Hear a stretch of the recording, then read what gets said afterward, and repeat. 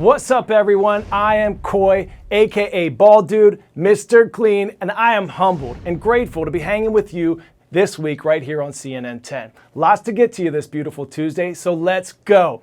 Starting with an update on the ongoing conflict between Russia and Ukraine. Let's take 10 to see where things stand.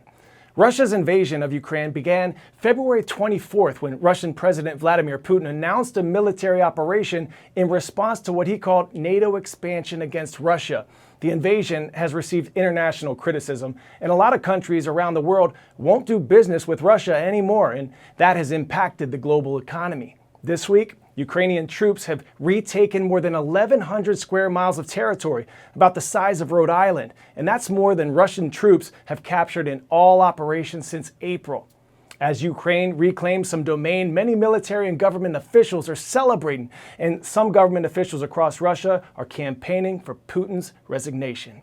But the war is far from over. The Russian government on Monday insisted it'll achieve its goals in Ukraine, and it's responding by hitting critical infrastructure across Ukraine and causing blackouts there. Now, while we may be living in a time of EVs, AI, robots, and drones, the military tactics of this war make the conflicts look more like they're taking place 100 years ago. Check it out. Heavy artillery fire and a slow-moving front line. We may be in an era of technological progress, but the Russian invasion of Ukraine seems to share many similarities with conflicts 100 years ago. In the West, for the last 30 years, we've been used to fighting against opponents who, in strict military terms, have been greatly inferior in Afghanistan, Iraq, Libya. And one of the key characteristics of those wars has been that from the start, the United States and its allies have totally dominated the air, and that has meant their opponents have had to hide. The biggest difference with this conflict, which makes it more like conventional conflicts, is that neither side completely controls the air. And that basically means that forces on the ground can move around without immediately being targeted from the air. The basic political objective of Ukraine is to maintain its sovereignty, controlling as much of its territory as possible. From the Russian point of view, their ideal objective is to destroy Ukraine as an independent state and to either annex it to Russia or to make it a satellite state of Russia. It's really critical where that front line is, because at some stage the conflict becomes more frozen and the politics will be determined by where that front line is. 10-second trivia time. President John F. Kennedy delivered his "We Choose to Go to the Moon" speech from what American university? Who says Harvard? How about Boston College? Maybe the University of Virginia? Or is it Rice? In 1962, JFK delivered his moonshot speech from Rice University in Houston, Texas. We choose to go to the moon in this decade and do the other things. Not because they are easy, but because they are hard. Yesterday, President Biden channeled former President John F. Kennedy at his presidential library in Boston on the 60th anniversary of that famous moonshot speech you just heard. But this time, the topic wasn't space, it was cancer. President Biden highlighted his administration's efforts aimed at, quote, ending cancer as we know it. In his speech, the president planned to draw attention to new technology that uses blood tests to screen against multiple cancers. Experts agree, though, that it's too early to know whether these tests will have any effect on cancer deaths.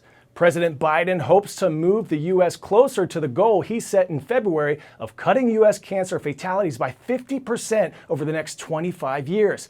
In 2022, the American Cancer Society estimates 1.9 million new cases of cancer will be diagnosed and around 600,000 people will die from the disease. This initiative is a personal one for President Biden, who lost his son Beau in 2015 to brain cancer. It's also a complicated one, as scientists now understand that cancer is not one disease, but hundreds that respond differently to different treatments. Despite Biden's attempts to channel President Kennedy's moonshot program, his current cancer initiative lacks the same level of budgetary support as the Apollo program, which garnered public investment equaling $220 billion in today's dollars.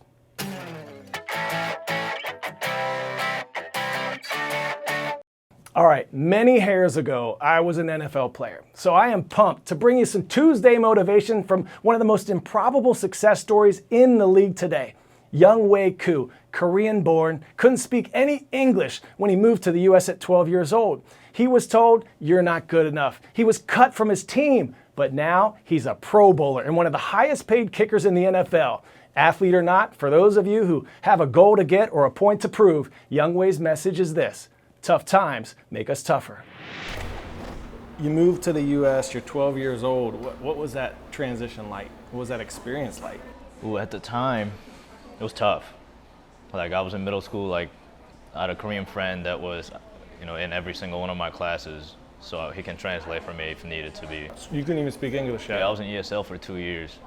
Wow. So, I remember, like, going home, because all day I'm just smiling, like, nodding. That's 'cause cool. I don't want to look stupid, but also I don't know what's going on. And then I go home, it's like, I have no idea what happened today. And all they were saying was just like, "Hey, my name's this, nice to meet you, like, welcome," or something. How did football kind of help with that transition to life here in the States? Big time. Without that, I don't think I would have, known what to do, like, on the weekends. I remember sitting in a car going to practice with a bunch of my friends, and I didn't know how to ask, like, "Hey, what do you guys do on the weekends?" You wanted to hang out. Yeah, but I didn't know how to, like, phrase that or even, like, form a sentence at that time. So I remember just, like, asking out, like, "I'm bored." But they're like, "Right now, like, in a car going to practice?" I was like, no, like, on the weekends. So I, like, just threw stuff together. I remember that feeling.